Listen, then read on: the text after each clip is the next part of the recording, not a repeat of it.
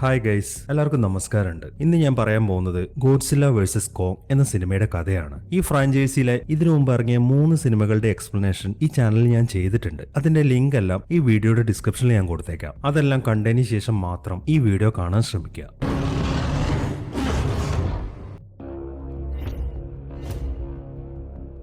ഈ സിനിമ ആരംഭിക്കുന്നത് സ്കൾ ഐലൻഡിലാണ്. സമയം രാവിലെയാണ്. കോങ് ഇപ്പോൾ അവന്റെ ഉറക്കമൊക്കെ എഴുന്നേറ്റതേ ഉള്ളൂ. ഉറക്കമൊക്കെ എഴുന്നേറ്റതിന് ശേഷം അവൻ നേരെ അവിടെ നിന്ന് നടക്കാൻ തുടങ്ങി. ഇനിയിപ്പോ ഒന്ന് അടിപൊളിയായിട്ട് മുഖമൊക്കെ ഒന്ന് കഴുകണം. അതിനുവേണ്ടി ഒരു വെള്ളച്ചാട്ടത്തിലേക്കാണ് അവൻ പോകുന്നത്. അങ്ങനെ വേഗം തന്നെ അവൻ അവന്റെ മുഖമൊക്കെ കഴുകാൻ തുടങ്ങി. ഈ സമയം തന്നെ ജിയ എന്നു പേരുള്ള ഒരു പെൺകുട്ടി അവിടെ ഇരിക്കുന്നുണ്ട്. അവൾ കോങ്ങിന്റെ രൂപത്തിലുള്ള ഒരു ബൊമ്മയെ ഉണ്ടാക്കിക്കൊണ്ടിരിക്കുകയാണ്. ഈ സമയം കോങ് ആണെങ്കിൽ നേരെ ചെന്നിട്ട് അവിടെ നിന്നുള്ള ഒരു മരം പറിച്ചെടുക്കുന്നു. അതിനുശേഷം അതിന്റെ ചില്ലകളും വേരും എല്ലാം കട്ട് ചെയ്ത് മാറ്റി ജിയയുടെ അടുത്തേക്ക് നടക്കാൻ തുടങ്ങി. അവളാണെങ്കിൽ കോങ്ങിന്റെ ആ ബൊമ്മ അവന് നേരെ കാണിച്ചു കൊടുക്കുന്നു. അത് കാണുന്ന കോങ് ആണെങ്കിൽ കൗതുകത്തോടെ അതിലേക്ക് തന്നെ നോക്കി നിൽക്കുകയാണ്. അങ്ങനെ കുറച്ചു സമയം അവളെ നോക്കിയതിനു ശേഷം അവൻ വേഗം തന്നെ അവൻ പറിച്ചെടുത്ത ആ മരം എടുത്ത് മുകളിലേക്ക് എറിയുന്നു. അത് വളരെ വേഗത്തിൽ ആകാശത്തിലേക്കാണ് തുളച്ചു കയറുന്നത്. അതോടൊപ്പം തന്നെ അവിടുത്തെ ചില്ലെല്ലാം പൊട്ടി താഴേക്ക് വീഴുന്നുണ്ട്. അതൊക്കെ കണ്ട് ഉറക്കെ അലറിക്കൊണ്ട് നിൽക്കുകയാണ് അവൻ. അവനിപ്പം നിൽക്കുന്നത് സ്കൾ ഐലൻഡിലുള്ള മൊണാർക്കിന്റെ ഒരു ഔട്ട് പോസ്റ്റിലാണ്. കോങ്ങിനെ നിരീക്ഷിക്കാൻ വേണ്ടിയിട്ട് അവരുണ്ടാക്കിയ ഒരു കണ്ടെയ്ൻമെന്റ് സിസ്റ്റം ആണത്.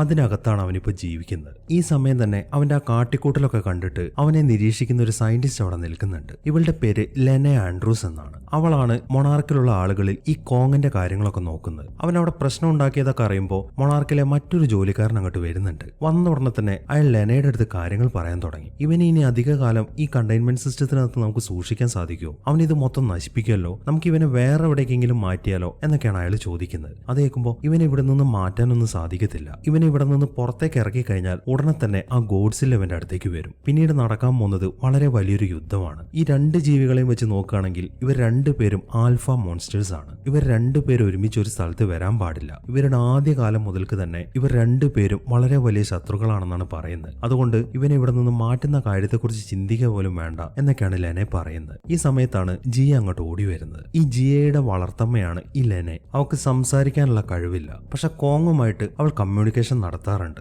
ഒരു ആംഗ്യ ഭാഷയിലാണ് അവർ തമ്മിൽ സംസാരിക്കാറുള്ളത്. ഈ ഒരു അവസരത്തിലും അവൾ കോങ്ങിനോട് സംസാരിച്ച കാര്യങ്ങളൊക്കെയാണ് ലെനയോട് പറയുന്നത്. അതായത് അവൻ വളരെ ദേഷ്യത്തിലാണെന്നൊക്കെ. അതെല്ലാം കേൾക്കുമ്പോൾ അതൊക്കെ നമുക്ക് ശരിയാക്കാം. നീ ഇപ്പൊ റൂമിലേക്ക് പോകാൻ നോക്ക്, ഞാൻ അങ്ങോട്ട്